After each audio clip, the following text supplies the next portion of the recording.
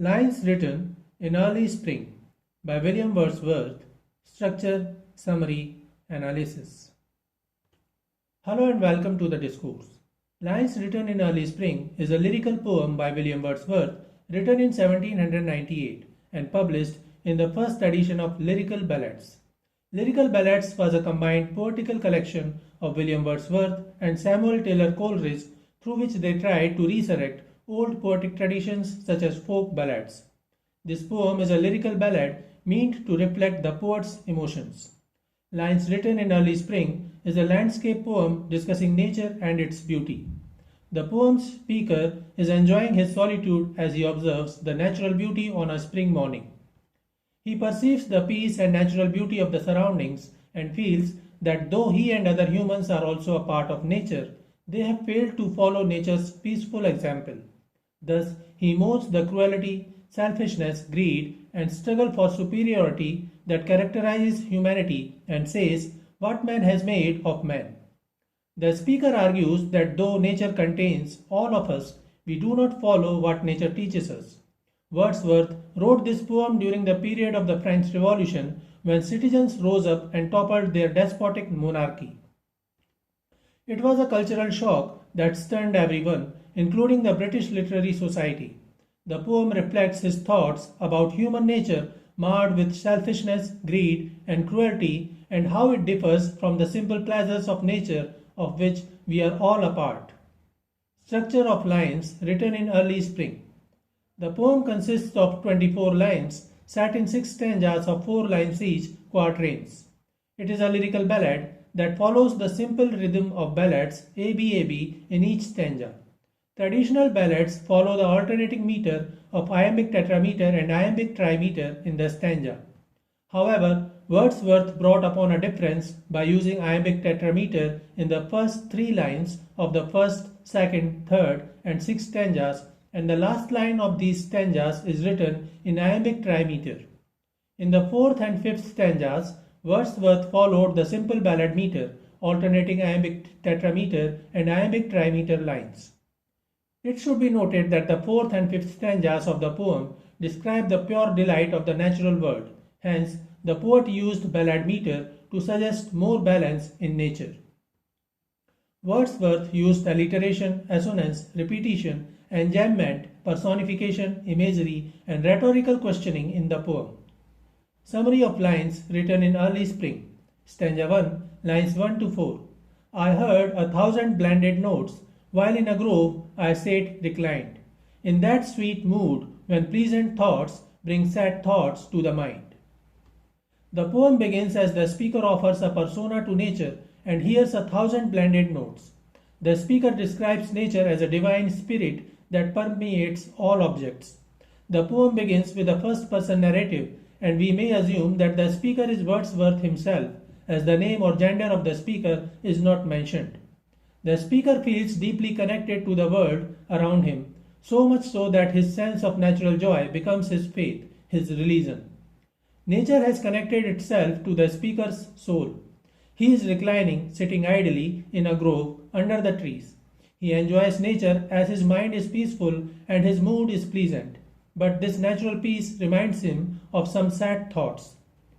The poet used assonance, notes, and grove. Stanza 2, lines 5 to 8. To her fair works did nature link the human soul that through me ran, and much it grieved my heart to think what man has made of man. In the second stanza, the speaker takes the reader away from natural serenity to the troubled noises of the human world. The speaker says that the spirit of nature permeates the human soul and nature links its fair works to the human soul through his description. Yet humans have failed to realize and appreciate that link, and the poet is in much grief while thinking a rhetorical question, what man has made of man, despite knowing that it is man's natural state to be close to nature and follow its example. Stanza 3, lines 9 to 12. Through primrose tufts in that green bower, the periwinkle trailed its wreaths, and it is my faith that every flower enjoys the air it breathes. In the third stanza, the speaker again describes the beauty of nature surrounding him and says, how periwinkle flowers have spread, creating a wreath through the primrose tufts in the green-topped bower. The speaker believes that each and every flower breathes and enjoys the same air as he does. In these lines, the poet gives the flowers human-like qualities such as the ability to experience joy and pleasure. This is a form of personification. The speaker believes each flower finds joy in its existence and surroundings. In this stanza, the speaker accentuates his earlier claim that nature permeates every object, including us humans, and there is a distinct connection. Stanza 4, lines 13 to 16. The birds around me hopped and played. Their thoughts I cannot measure, but the least motion which they made, it seemed a thrill of pleasure. The speaker continues to describe the beauty of his surroundings while depicting the little birds hopping and playing around him. He says that he may not come to know what the birds are thinking, but it is clear to him that the thoughts of birds relate to thrill and pleasure, which is evident from their little motions, hopping and playing around. The speaker continues personification for the birds, though he remains sidelined in the whole scene, reclining with no motion, no thoughts of himself. Stanza 5, lines 17 to 20. The budding twigs spread out their fan to catch the breezy air, and I must think, do all I can, that there was pleasure there. The speaker continues the beautiful imagery of the scene around him as he observes budding twigs or the new leaves and flowers emerging from the branches of trees and shrubs. He says that the little leaves are spreading out to catch the breezy air, live and feel the thrill. The speaker notices that it is all pleasurable and it must be pleasurable to each and every part of his enlivened surroundings.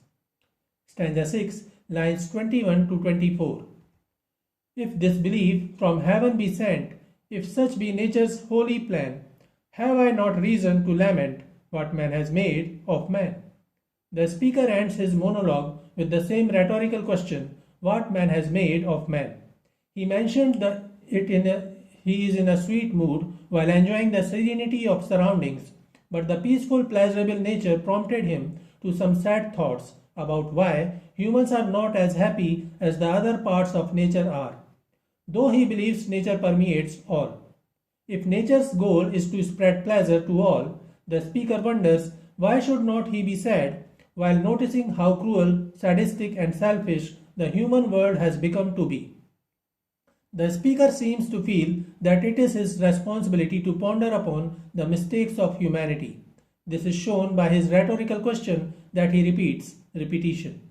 He notices that the world of nature, untouched by the miseries of humanity, continues to spread pleasure, while the human soul, bound in its rigid cage of mortality and reason, is left behind to experience the misery of the human world.